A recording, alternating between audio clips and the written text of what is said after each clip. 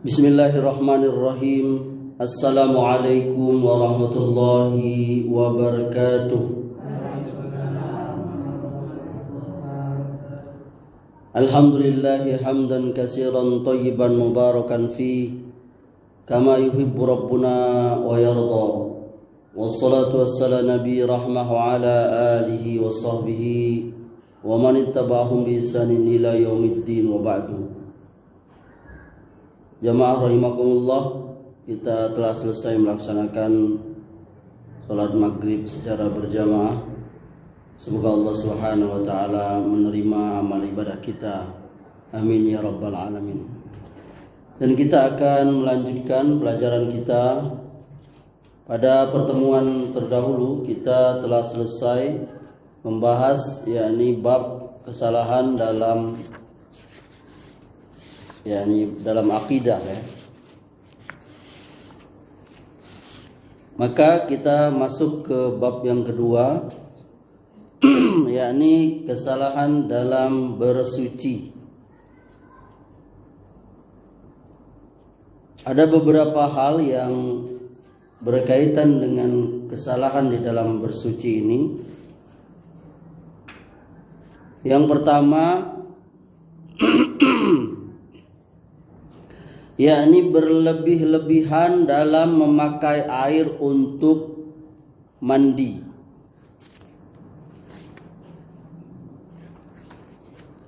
Ada sebagian orang atau sebagian manusia yang sangat berlebih-lebihan dalam menggunakan air untuk mandi, di mana dia membuka pancuran air itu dengan sangat deras pada saat mandi, dan dia memakai air yang sangat banyak ketika mandi, hingga barangkali sampai 2 atau bahkan 3 bak mandi. Ini adalah satu tabzir, yakni menghambur-hamburkan harta. Dan tabzir itu sesuatu yang dilarang dalam agama kita, tidak boleh. Allah berfirman, wala tubazzir tabzira. Jangan kamu menghambur-hamburkan hartamu secara boros. Innal mubazzirina kanu ikhwana syayatin wa kana syaitanu lirabbih kafura.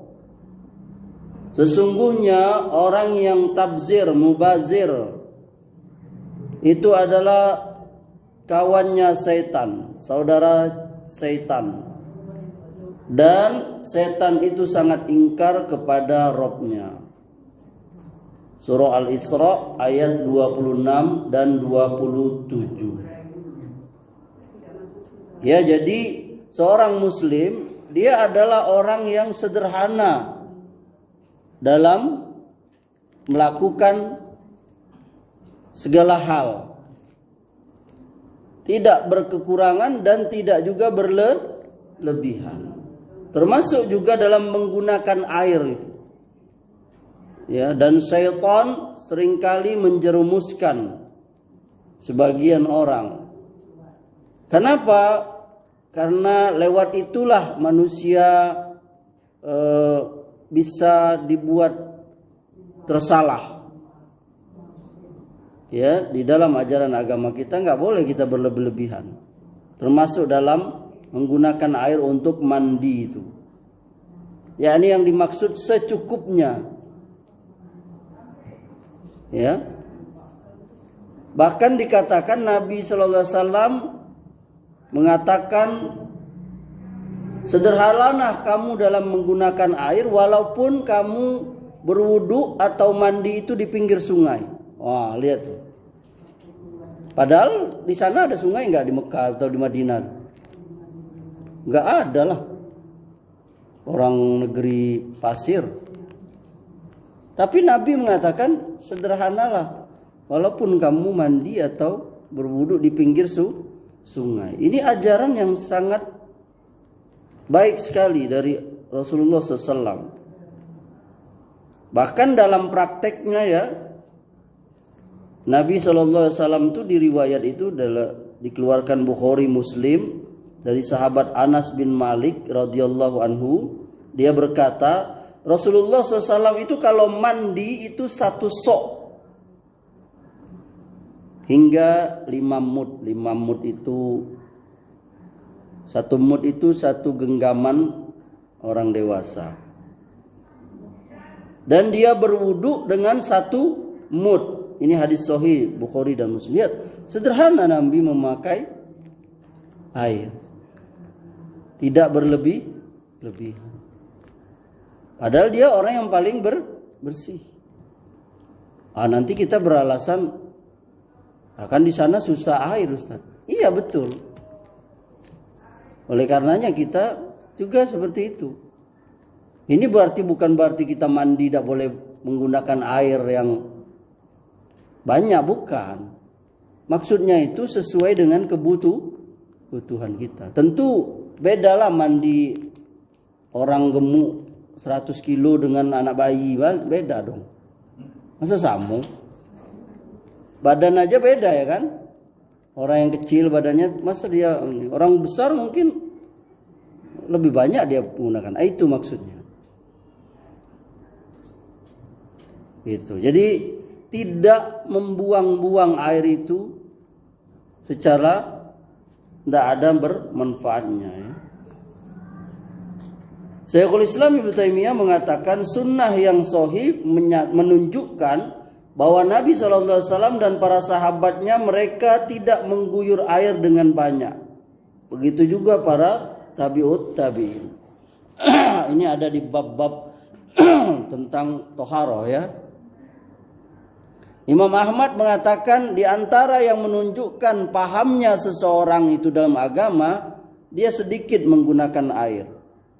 Imam Al-Marwazi rahimahullah berkata, Imam Ahmad itu wudu dan nyaris itu tanah itu nggak basah kena air wudu. Berarti menunjukkan bahwa Imam Ahmad itu dia wudu menggunakan air yang sangat sederhana. Tidak berlebihan.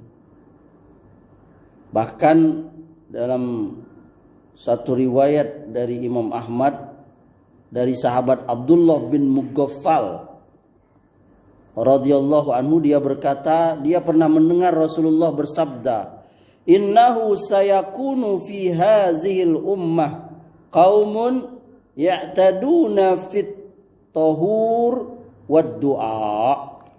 Kata Rasulullah, sesungguhnya di antara umat ini nanti akan ada satu kaum yang dia berlebih-lebihan dalam bersuci dan berdoa. Ini hadis sahih dikeluarkan Ahmad, Abu Dawud. Nah, jadi Rasulullah pernah mengabarkan nanti umatku itu ada orang-orang yang dia berlebihan.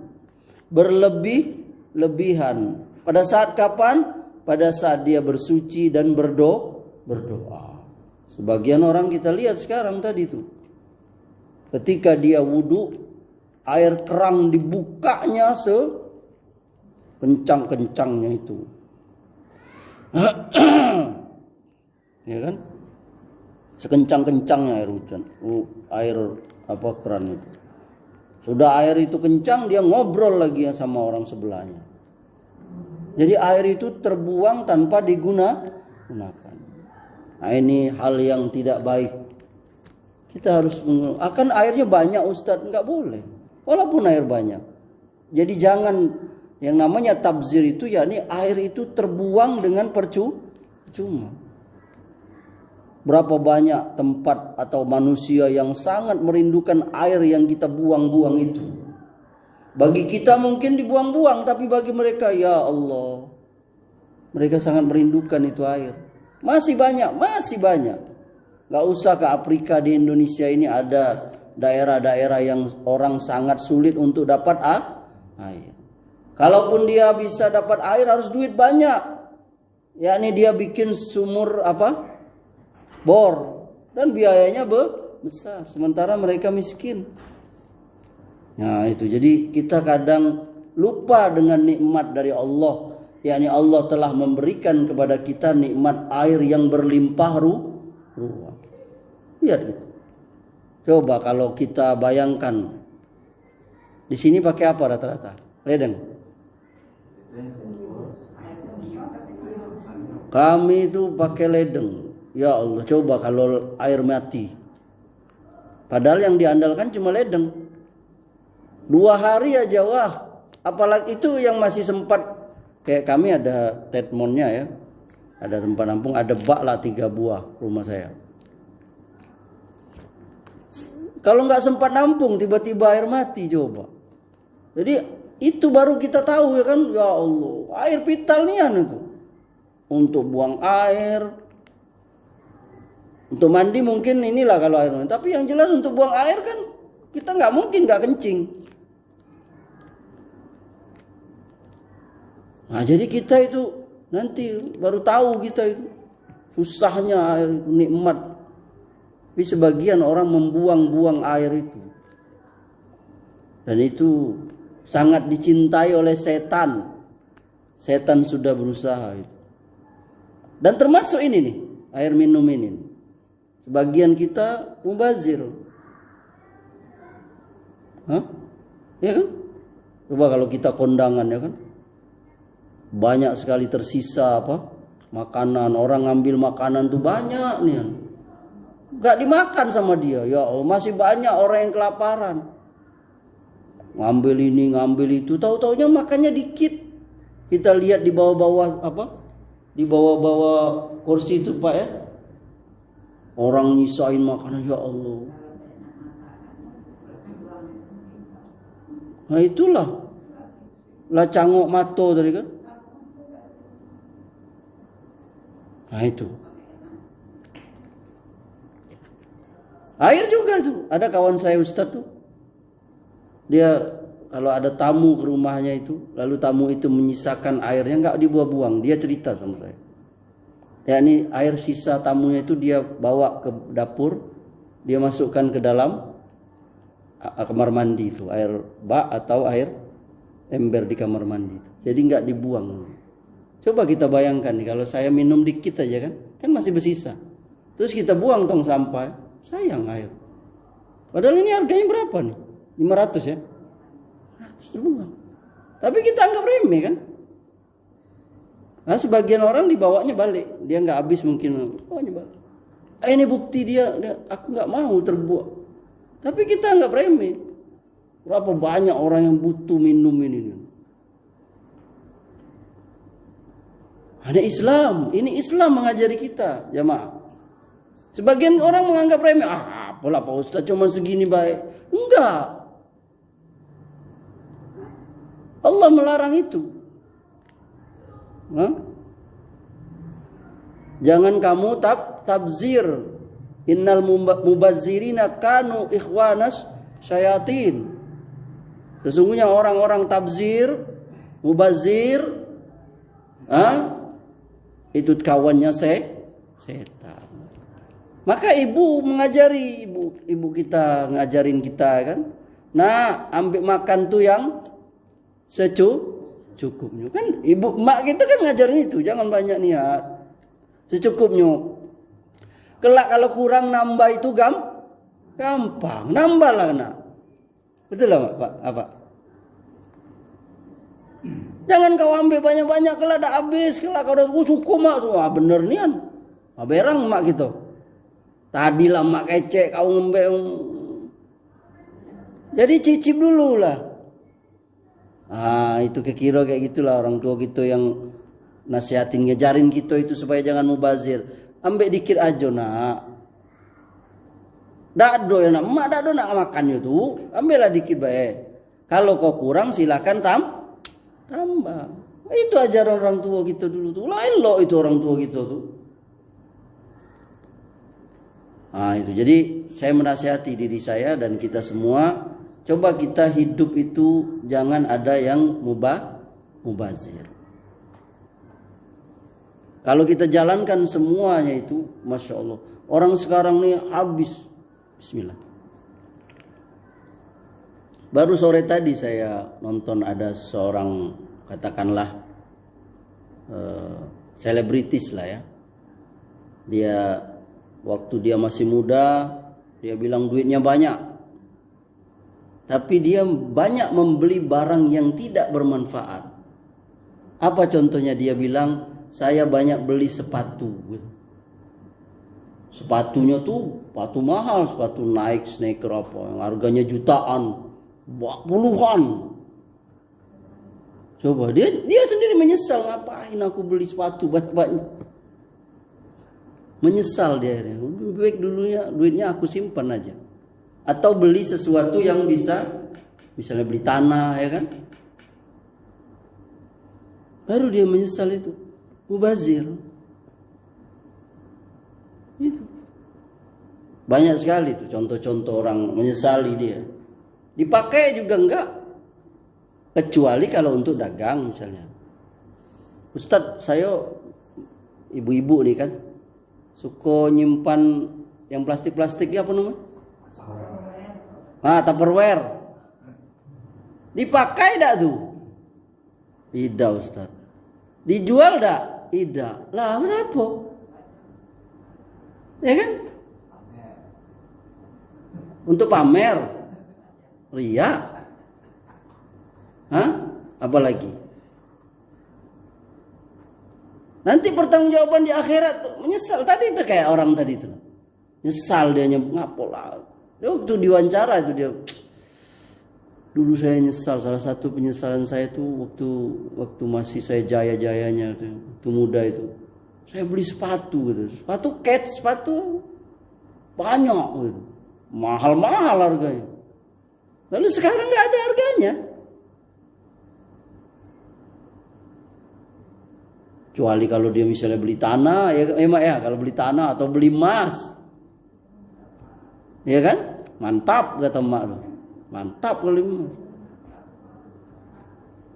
Nah itu, jadi orang nggak pandai. Akhirnya hidupnya jadi mubah. Akhirnya sepatu tadi mubazir. Ya kan? Nah itu. Yang kedua, kesalahan di dalam bersuci ini, sebagian orang meletakkan tangan di dalam air sebelum mencucinya 3 kali sesudah bangun tidur. Jadi ada orang yang bangun tidur, dia langsung celupkan tangannya itu ke bejana itu. Baik itu gayung, ember, apalah tempat air tuh ya. Nggak boleh itu.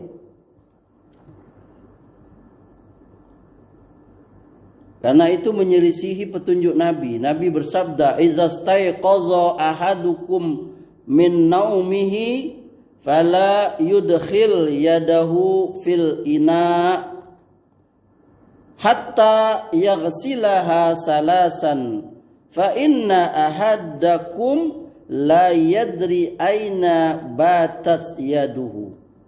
Kalau salah seorang dari kamu bangun tidur, jangan dia masukkan tangannya itu ke dalam tempat air itu. Bejana kek, baskom kek.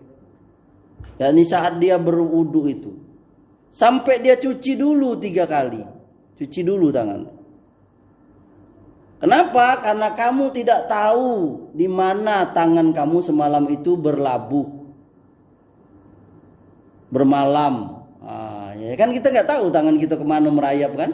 Ya ini maksudnya tangan kita bisa kena najis, kotoran dan sebagainya. Ini hadis sahih riwayat Bukhari dan Muslim. Kalau kita sekarang kan sudah enak tuh. Ya ini rasanya udah jarang kita wudhu yang nyelup di itu dah. Karena sekarang udah pakai ke keran. Jadi memang nikmat zaman sekarang tuh kan. Nggak lagi masukkan tangan ke dalam apa? Bejana tadi itu. Nah ini Nabi bagus sekali, Nabi mengatakan la yadri aina batat yaduhu. Kamu nggak tahu apa dia perbuat tanganmu tadi semalam, atau berlabuh dia tinggal di mana dia semalam. Masya Allah bahasa. Jadi ini menunjukkan bahwa Nabi itu mengajari kaum muslimin itu untuk bersih, sehat. Yakni mulainya memperhatikan dari yang namanya kebersihan tangan. Dan sungguh besar hikmah yang terjadi saat corona kemarin itu. Betapa orang yang malas nyuci tangan, ya subhanallah. Gara-gara corona kemarin mungkin 10 kali dalam sehari cuci tangan. Tidak cukup cuci tangan pakai air, ditambah lagi pakai sanitizer. Alkohol apalah. Baru tahu orang Islam tuh bersih. Kan kaum muslimin potong kuku tuh. Nabi melarang kita kuku itu lewat dari berapa? 40 hari, 40 malam. Tak boleh lebih. Potong. Itu. Mana ada ajaran, lihat ajaran Nabi itu. Jangan kamu celup tangan kamu sebelum kamu cuci dulu. Kemudian yang ketiga, berat hati berwudu dengan air kolam yang berubah karena lama mengendap. Sebagian orang berat hatinya berwudu dari air yang berubah rasa, bau, warnanya karena mengendap. Sebenarnya ini keliru. Yang benar, air itu tetap suci. Dia sah untuk bersuci sebagai ijma para ulama. Ya, kecuali dia memang benda najis, tercampur najis. Kemudian yang keempat, kesalahan dalam bersuci ini jamaah mengabaikan perbaikan keran air. Nah, ini kita sekarang nih. Di antara kesalahan di dalam rumah orang muslim dan juga masjid lebih-lebih lagi, yakni jamaah atau pengurusnya itu yang bertugas untuk hal itu tidak melakukan perbaikan keran air yang bocor, sehingga air itu keluar, menetes atau merembes. Mereka biarkan saja itu. Sehingga airnya keluar siang dan malam setiap saat. Yang kalau dikumpulkan bisa jadi, kalau 24 jam mungkin bisa berbak-bak barangkali. Karena derasnya itu air keluar. Nah, ini juga masuk ke bagian yang sia-sia. Padahal tadi kita bilang bahwa air itu adalah kebutuhan pokok, vital, yakni nikmat yang wajib disyukuri. Coba mak nih sekalian nih mak. Payah kan mak begawi di rumah kalau tidak ada air? Betul lah mak? Iya mak. Susah kita kalau nggak ada air mak. Yang jelas minum. Yang namanya kebersihan itu paling sempurna yakni dengan air, betul? Semua kita nyuci rumah, ngepel rumah, mandi, nyuci baju, ininya sempurnanya itu dengan air. Maka kita kadang lupa itu nikmat ini yang wajib disyukurinya, yakni dengan cara apa? Memeliharanya, jangan dibuang saja. Contohnya apa? Perbaiki itu keran. Karena apa? Karena kalau kita mengabaikan hal ini, itu masuk mengabaikan nikmat Allah. Padahal Allah berfirman, alam taro ilal ladzina baddalu ni'matallahi kufra. Tidakkah kamu perhatikan orang-orang yang menukar nikmat Allah dengan kekufuran, yakni kufur nikmat. Jadi kalau nikmat Allah itu dijaga. Nih cepat perbaiki keran air kita. Kalau belum ada uang untuk beli keran baru, ya minimal apalah, ditambal atau apa, dilem, biar tidak mubazir. Banyak itu di tengah-tengah kita kaum muslim, orang yang menganggap sepele. Padahal itu juga penghematan. Mungkin sebab kita bayar air itu mahal karena salah satunya banyak kebocoran yang kita sendiri nggak perbaiki itu. Ya. Kemudian yang kelima, kesalahan dalam bersuci ini, sebagian orang dia nggak mau atau berat hati berwudu dengan air laut karena asin. Jadi dia menganggap nggak boleh wudhu pakai air laut. Ini salah. Boleh nggak wudhu pakai air laut, Mak? Boleh. Karena air laut itu suci. Sahabat pernah bertanya dengan Rasulullah, ya Rasulullah, boleh nggak kami wudhu pakai air laut? Beliau menjawab, huwa tahuru ma'uhu wal hillu maitatu. Laut itu suci airnya dan halal bangkainya. Ini hadis riwayat Tirmizi. Nah, jadi bangkai air laut, hewan yang mati laut itu halal dimakan, nggak perlu disembelih. Kemudian selanjutnya yang berkaitan dengan kesalahan dalam bersuci ini bab bejana. Yang keenam yakni menggunakan bejana emas dan perak. Nah, ini orang yang berlebih-lebihan ini. Sebagian manusia yang hidupnya bermewah-mewahan, mereka pakai gelas terbuat dari emas dan perak, sendok emas perak, piring dari emas dan perak. Ini semua diharamkan dalam agama kita. Tidak boleh orang makan, minum pakai alat-alat dari emas. Hadisnya apa? Kata Nabi SAW, la talbasul harira walat daibaja wala tashuruhu wala tashrabu fi aniyatiz zahab wal fiddah wala ta'kulu fi sihafiha fa innaha lahum fid dunya walakum fil akhirah. Janganlah memakai sutra, baik yang tipis maupun yang tebal. Ya, ini maksudnya untuk laki-laki. Karena perempuan halal pakai sutra. Jangan kamu minum pakai bejana, yakni tempat emas dan perak, terbuat dari emas dan perak. Ini untuk laki-laki dan perempuan. Begitu pula jangan kamu makan dari piring emas. Karena itu semua diharamkan untuk kamu di dunia. Ya, ini diharamkan untuk kaum muslimin. Tapi nanti di akhirat kita akan pakai itu. Bahkan Nabi SAW mengabarkan bahwa siapa yang makan dan minum pakai emas dan perak, alat-alat emas dan perak, maka seolah-olah dia minum api. Ini hadis dari istri beliau Ummu Salamah radhiyallahu anha.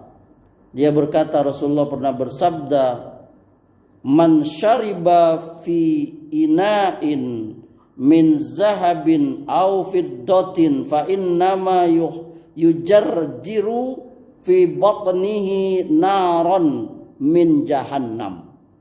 Barang siapa minum dengan bejana tempat terbuat dari emas dan perak, maka seolah-olah ia sudah menenggak minum air dari neraka jahanam, masukkan ke dalam perutnya. Ini hadis riwayat Muslim, Bukhari. Ini menunjukkan yakni haram. Kenapa? Karena ancamannya neraka. Yani seolah-olah dia memasukkan api neraka ke dalam perutnya karena dia menggunakan alat-alat dari emas dan perak itu. Kira-kira ada enggak di kita yang orang pakai emas dan perak itu makan minum? Ada enggak?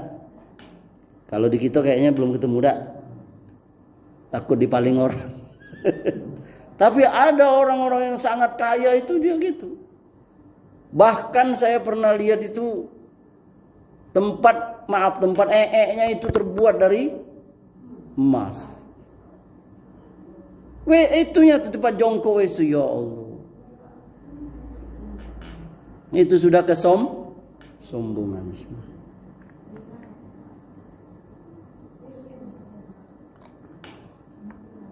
Kalau kita sih kayaknya bukan nggak mau orang-orang kayak kita tuh, takut dipaling orang. Naruh sendok emas di dapur, ya hilang. Iya enggak? Nah itu. Yang selanjutnya yang ketujuh, kesalahan dalam bejana ini yakni tidak menutup bejana pada malam hari. Nah ini mak, ini tugas mak-mak nih ya. Sebagian kita membiarkan bejana, bejana tahu bejana ya. Bejana itu pokoknya segala wadah lah. Wadah yang kita biasa naruh apa? Makanan, minuman. Nah itu tidak boleh malam itu dalam keadaan terbuka, harus ditutup. Tutupnya Ustadz, apa harus pakai tutupan itu? Enggak, dimasukkan dalam kulkas boleh, itu tertutup. Dimasukkan ke dalam lemari boleh. Ditutup pakai tudung apa? Tudung saji boleh. Pokoknya ditutup, jangan biarkan terbuka. Ya.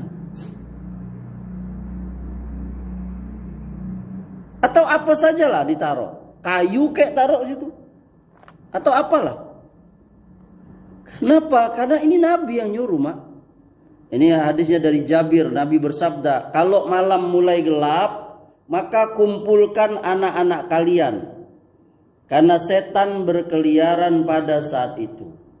Kalau waktu Isya telah berlalu, maka lepaskan mereka. Nah jadi mak, kalau waktu maghrib, jadi gaek-gaek kita dulu, mak kita dulu tuh betul mereka. Tuh ngikutin Nabi itu. Lah maghrib anaknya disuruh masuk. Betul lah, dah pernah tak ngalamin itu? Saya dulu maghrib Amri, masuk. Ini Nabi yang mengatakan, ini Nabi ini.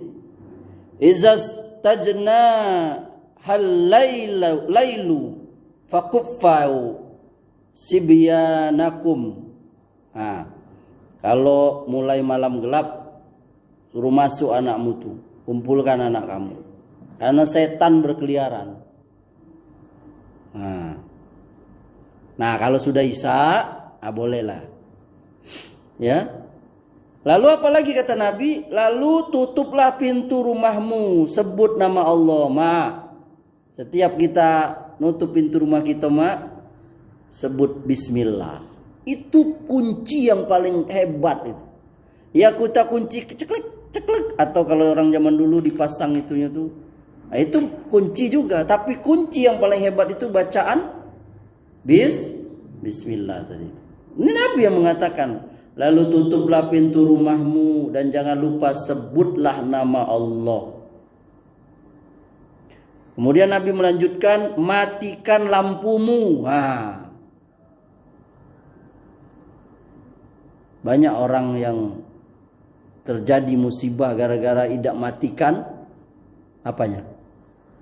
Lampunya. Zaman dulu ya. Yakni lampu togok dulu tuh disenggol oleh apa? Tikus. Disenggol oleh kucing. Terjadi apa? Kebakaran. Saya tetangga saya tuh udah meninggal dia, Pak Agus, orang PLN. Pak Agung di Simpang 4 Pantai itu. Rumah yang sudah dia bangun puluhan tahun itu dalam sejam habis dimakan oleh api si jago merah. Kenapa? Lampu mati, dia taruh lilin di apa? Katakanlah di meja. Lalu lilin itu jatuh. Mereka udah tidur. Lalu lilin itu membakar apa namanya? Spray apa namanya? Taplak. Lalu dia menyambar. Udah api udah besar, habis. Tahun berapa tahun lalu tuh ada rumah orang di Simpang 4 Pantai. Lihat itu. Nah, ini Nabi mengatakannya, matikan lampu kamu. Sebut nama Allah. Nah, kalau kita sekarang ini udah PLN ini, boleh matikan lampu kita. Supaya apa? Yang kedua tadi itu supaya tidak kebakaran. Yang kedua apa? Supaya tidak mubazir. Iya dah, Mak? Mubazir. Mahal bayar listrik. Anak kita ajar, matikan nak. Itu lampu di kamar mandi, lampu di mana lagi? Di dapur. Kalau tidak ada dipakai, kalau tidak ada orang, mubazir, sayang. Beratus ribu bayar untuk itu. Karena kita malas matikannya. Ini hidup ini. Nabi mengajarkan, padamkan lampumu dan sebut nama Allah. Jadi ketika madamkan lampu, sebut nama Allah. Kemudian ikatlah mulut bejanamu. Sebutlah nama Allah ketika mengikatnya. Dulu tuh orang tempat air minum dulu, Mak, terbuat dari apa? Dari kulit. Jadi kalau nutupnya tuh harus dikebek. Ah, kalau kita sekarang apa? Ya, sekarang kita kan udah ada galon, tinggal pencet itu udah tutup kan. Tapi kalau yang lain-lainnya, makanan yang masih ada sisa, terus ingat lu juga mak nih yang di dapur nih apa? Minyak sayur yang di dalam mangkok di dapur, tutup itu supaya tidak dijilat-jilat oleh tikus. Malam-malam dia keluar cekit. Apalagi tercium bau ikan asin gorengan, riso apa? Alah berenang pula di situ. Kita udah tahu, kita tidur kan, dia keluar dari situ padahal dia berenang. Nah itu. Ini ajaran Islam ini. Tutuplah bejanamu. Sebutlah nama Allah. Walaupun kau menutupnya itu hanya dengan membentangkan sesuatu di atasnya itu. Ini hadis sahih dikeluarkan Bukhari dan Muslim. Yakni maksudnya walaupun pakai sapu tangan ditutup. Karena udah ada penutupnya. Ya kan? Kan ada tuh misalnya mangkok yang tidak ada tutupnya ya Mak ya. Mangkok plastik tidak ada tutupnya. Ya udah tutup pakai sapu tangan apa namanya, sapu lap tangan itu. Atau apalah, serbet atau apalah. Nah, ini ajaran Islam ini. Sampai kata Nabi, dan tutuplah makanan dan minumanmu walaupun dengan kayu yang kamu taruh di atasnya.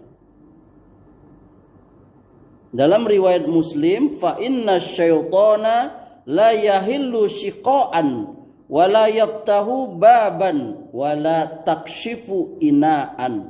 Karena setan tidak bisa membuka mulut bejana. Dia tidak bisa membuka pintu. Dan dia tidak bisa buka bejana. Nah itu. Jadi ini jangan dianggap remeh Mak, pekerjaan Mak tiap malam meriksa dapur. Itu iya, kalau Mak ingat nih, karena kita belajar malam ini Mak dapat pahala Mak. Jangan Mak anggap remeh untuk nutup pintu di dapur, nutup makanan yang bersisa, masukkannya ke dalam apa? Kulkas. Lalu di meja makan tadi, kalau ada meja makan, tutup pakai tudung saji tadi itu. Kalau kita melakukannya karena menyuruti perintah Rasulullah tadi, itu dapat pahala. Nah, ini para ibu nih terutama. Matikan lampu tadi. Sebagian kemarin itu ada teman istri saya, kan di rumah saya itu di sebelah musola itu. Ketika saya pulang sama istri dari berjalan, kebetulan pula temannya tiba juga. Lalu dia berkata, Mbak Liska ke istri saya, kenapa? Ini nitip saya tadi. Kenapa? Mau pulang lagi. Saya lupa tadi itu. Apa saya sudah matiin kompor atau belum? Nah, itu kan ibu-ibu tuh. Dia lupa apa tadi kompor yang di dapur. Pas dia mau pergi, lah dimatikannya apa?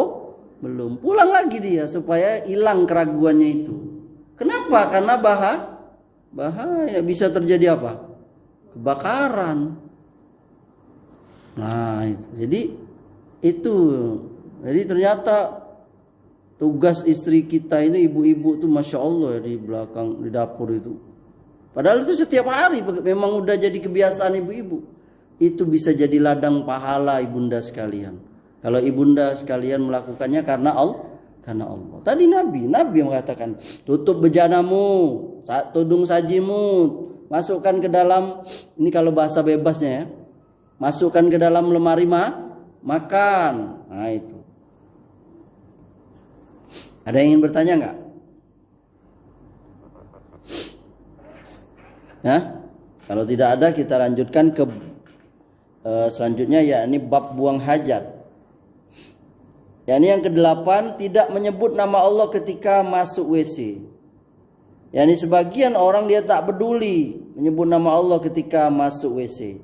Padahal masuk WC itu sunnahnya yakni menyebut nama Allah. Yakni Nabi SAW menunjukkan beliau senantiasa membacanya. Zikirnya itu apa mah? Hafal kita ya. Bismillah. Allahumma inni a'udzubika minal khubusi wal khaba'is. Bismillah, Allahumma inni a'udzubika minal khubusi wal khaba'is. Dengan menyebut nama Allah, aku berlindung kepadamu dari jin laki-laki dan perempuan. Nah, ini sunnah. Bahkan Rasulullah mengatakan dari Ali bin Abi Thalib, tirai yang menghalangi antara mata jin dengan aurat manusia kalau kamu masuk WC ialah ucapan bismillah. Jadi kalau kita tidak baca bismillah, kita mandi maaf bugil, jin nengok. Ini ada dalilnya ini. Ini saya baca ya. Sitru ma baina a'yunil jinna wa aurati bani adama iza dakhala ahaduhumul khala'a anna yaqula bismillah. Tirai yang menghalangi atau penghalang yang menghalangi antara mata jin dengan aurat kita manusia ini, kalau salah seorang kita masuk WC, yakni ucapan bismillah. Ini hadisnya hasan, diriwayatkan Tirmizi, Ibnu Majah. Jadi kalau kita tidak baca bismillah, dia nengok aurat kita. Kita tidak nengok mereka. Kita tidak tahu, mereka tertawa melihat kita. Ya, Nabi SAW kalau masuk WC beliau ucapkan Allahumma inni a'udzubika minal khubusi wal khaba'is. Dan kalau kita mengamalkan ini, ada sejumlah faedah manfaat, yakni meneladani Nabi. Nabi biasa menyebut nama Allah ketika masuk WC. Kemudian yang kedua, dapat pahala. Siapa yang melakukan, jangan anggap remeh. Ternyata Islam itu masuk WC aja bisa dapat pahala. Siapa yang nggak masuk WC coba? Coba. Masuk WC kalau gitu nih. Dari presiden sampai bawahan apa semuanya masuk WC. Setiap hari. Bahkan itu sudah kebutuhan dasar. Buang air kecil besar. Saya aja kalau malam itu minimal sekali ke WC. Kalau gitu bangun jam 12, jam 1 WC minimal itu. Apalagi orang yang sakit ini beseran lebih banyak lagi. Nah itu bisa dapat pahala. Iya nih, meneladani Nabi dapat pahala. Yang ketiga apa tadi? Terpelihara dari setan. Dah enak mak nahan kencing tuh. Maka Ustadz kalau lagi sholat nak buang air, udah putusin sholat. Jangan ida nahan sholat, nahan pula kencing, sesak kencing. Nggak boleh, jangan berlomba sholat dengan nahan buang air. Sudah kalau kita terasa nak kentut, udah selesaikan sholat kita, udah putuskan. Nah nanti bisa ngulang lagi sholat. Jangan sholat dalam keadaan menahan dua air. Sebagian orang hilang khusyuk sholatnya gara-gara nahan ngedan. Sayang serakaat lagi, ya Allah. Mana lagi nak khusyuk itu?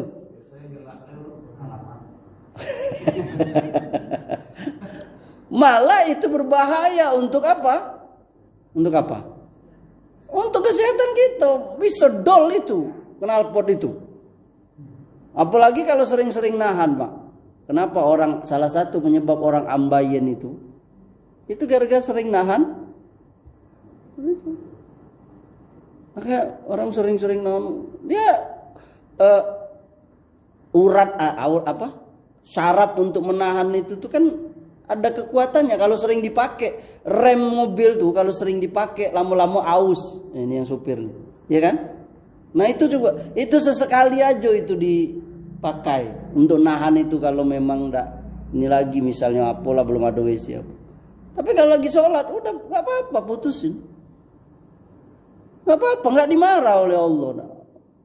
Malah itu baik. Nabi melarang kita sholat dalam keadaan menahan 2 air itu. Itu ya. Jadi meneladani Nabi meraih pahala terbela dari setan. Kemudian yang ke-9, membawa sesuatu yang berisikan nama Allah pada saat buang hajat. Nah ini nggak boleh ya. Ini makruh. Sesuatu yang ada nama Allah kita bawa ke WC saat buang air, nggak boleh. Ya. Kecuali kalau takut hilang. Jadi kalau ada cincinnya, misalnya ini tulisannya gambar apa, tulisan Allah atau apa, Rasulullah, itu nggak boleh itu. Kalaupun dia takut ditaruh di luar, takut hilang, maka dia masukkan ke dalam kantong. Begitu pula yang lain, misalnya benda berharga, Al-Quran misalnya kan. Dia kalau taruh luar takut dimbe orang tasnya atau apa, maka dia masukkan Al-Quran itu ke dalam tasnya, baru dia masuk WC. Atau dia gulung itu di dalam kain itu apa, Quran tadi itu. Kalau sekiranya nggak bisa dia titip di luar, nggak boleh dia masuk ke WC dengan membawa sesuatu yang bertuliskan nama Allah atau semacamnya, sejenisnya. Para ulama mengatakan itu ya. Kalau baju-baju yang gambar apa tulisan Allah sama itu. Itu sebagian saya pernah lihat kaum muslimin yang pakai topinya itu ada tulisan la ilaha illallah. Itu nggak boleh itu. Kenapa? Nanti dia cuci itu apa? Pecinya dia taruh di tempat cucian kotor, kan jadi terhina itu.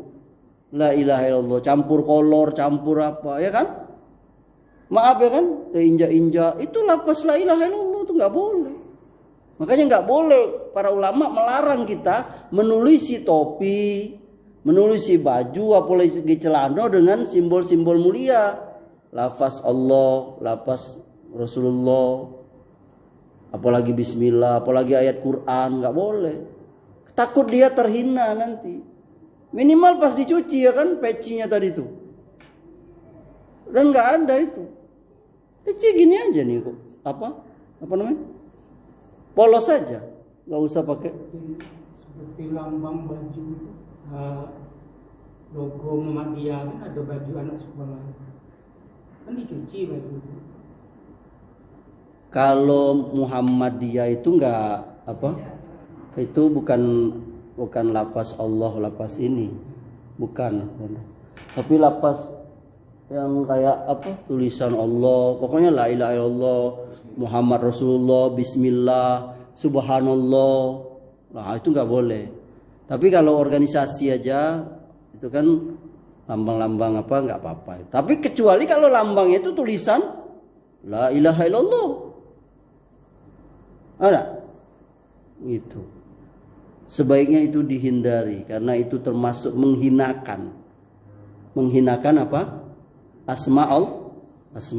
Itu ulama sudah melarang itu, yakni hukum-hukum memakai tulisan lapas-lapas mulia di topi dan baju itu dan jaket itu. Takutnya tadi itu dia terhina, yakni lapas Allah tadi masuk ke tempat cucian, itulah, paham ya, di lantai ya kan. Nah, barangkali ini yang bisa kita sampaikan pada kesempatan ini. Semoga Allah Subhanahu wa taala memberikan pemahaman kepada kita dan kita mampu mempraktekkannya dalam kehidupan sehari-hari. Wabillahi taufiq wal hidayah. Wassalamualaikum warahmatullahi wabarakatuh.